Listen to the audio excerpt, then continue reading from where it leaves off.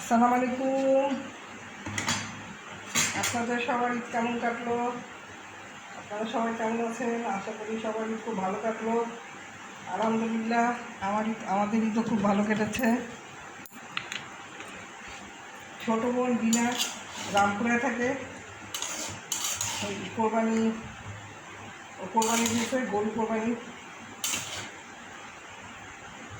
দিন তো বের হওয়া সম্ভব নয় বাসা থেকে। আজকেও এসেছিলো আমাদের জন্য কোরবানি মাংস নিয়ে এসেছিলো।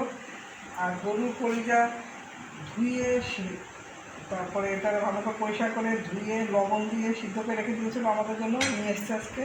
তো আমি এই গরুর কলিজাটা ভুনা করতেছি।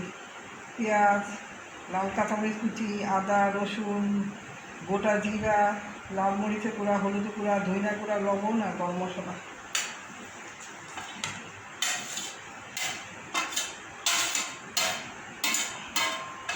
আমার ছোটো বোন কিনা, ওর একমাত্র ছেলে MBA পাস করেছে। ও একটা অফিসে জব করে। ছেলেকে নিয়ে বিকালে এসেছিলো, আমাদের জন্য কোরবানি মাংস নিয়ে এসেছিলো।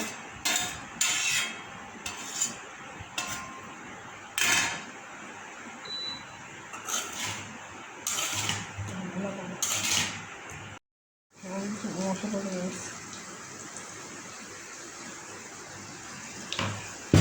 পানি দিয়েছে।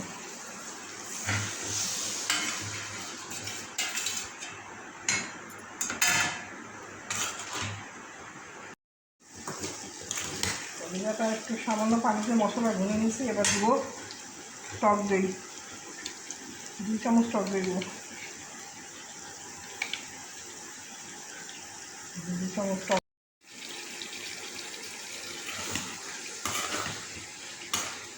দই একটু ভুনে নেবো। টক দই দিছি, তার মধ্যে 2 চামচ দিছি, 2 চামচ।